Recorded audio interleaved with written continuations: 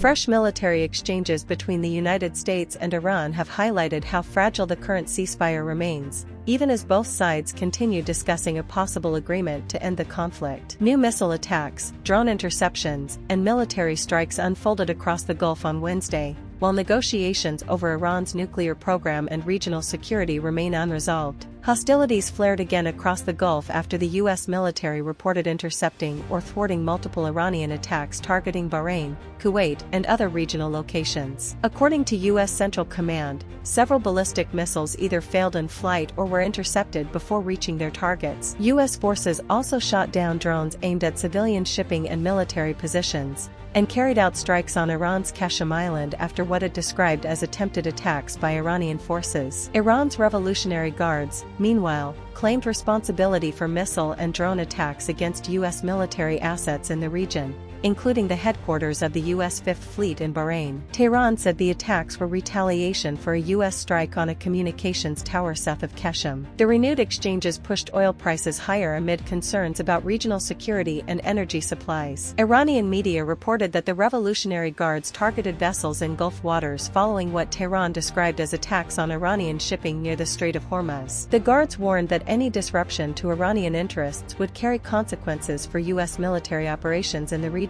The Strait of Hormuz remains at the center of negotiations and regional tensions, with traffic still far below pre-war levels despite the ceasefire. The crisis has continued to affect global shipping routes, fuel markets, and supply chains. Despite reports of a tentative framework agreement, no final deal has been reached between Washington and Tehran. Iranian media says communications with the United States have paused in recent days while Tehran reviews the latest proposal. Iranian officials are reportedly taking a cautious approach due to long-standing mistrust and concerns over future U.S. compliance. President Donald Trump has rejected claims that talks have stopped, insisting negotiations remain active and ongoing. The proposed agreement is expected to address issues including maritime security, sanctions relief, and Iran's nuclear program. U.S. Secretary of State Marco Rubio told Congress that Iran has agreed to discuss parts of its nuclear program that it had previously refused to negotiate. However, Rubio cautioned that willingness to talk does not guarantee a final agreement. The Trump administration continues to insist that preventing Iran from obtaining a nuclear weapon remains its top objective.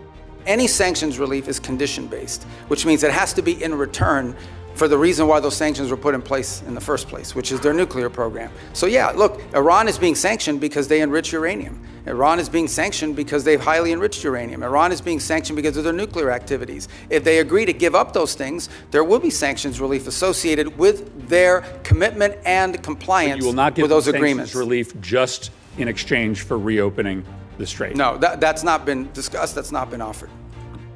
Iran continues to reject allegations that it seeks nuclear weapons, maintaining that its nuclear program is intended solely for peaceful civilian purposes. Rubio also said sanctions relief has not been offered in exchange for reopening the Strait of Hormuz. According to him, any easing of sanctions would only come if Iran complies with future nuclear commitments. Rubio also addressed speculation surrounding Iranian Supreme Leader Mojtaba Khamenei. He said Khamenei is alive and increasingly involved in decision-making, despite reports that he was wounded during earlier U.S.-Israeli strikes and has largely stayed out of public view. The remarks were among the clearest public comments from a senior U.S. official about Iran's leadership structure since the conflict began.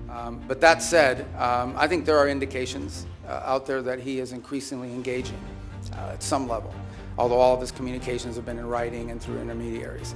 So the way to think about it is the following. You have the Supreme Leader, and understand that at the end of the day, the Supreme Leader in their system there really is no analogy to it in our system or anybody else's system. It is a theological. During testimony before Congress, Rubio presented the administration's broader foreign policy vision, describing U.S. diplomacy as focused on advancing American interests and security. He argued that American global leadership must remain tied directly to national priorities and defended a more transactional approach to international affairs. Rubio also said Iran's Supreme Leader Mojtaba Khamenei remains alive and increasingly involved in decision-making despite months of speculation about his condition. Regional tensions remain elevated beyond Iran itself. Israeli forces continued strikes in southern Lebanon despite a U.S.-mediated partial ceasefire announced earlier this week. The agreement called for a halt to attacks on Beirut and its suburbs, but fighting has continued in parts of southern Lebanon, where Israeli operations remain active. The conflict has displaced large numbers of Lebanese civilians and remains closely linked to wider negotiations involving Iran, Hezbollah, and the United States. Pakistan has renewed calls for restraint and dialogue as efforts continue to prevent a broader regional escalation. Speaking at the United Nations, Pakistan's ambassador Asim Iftikhar Ahmad urged all sides to prioritize mediation and diplomacy over confrontation. He said Pakistan remains committed to supporting efforts aimed at achieving lasting peace and stability in West Asia, while warning that prolonged conflicts increase the risk of wider regional crises and unintended escalation. The first responsibility of the United Nations is not merely to respond to conflicts after they erupt, but to prevent them before they consume lives, regions, and generations.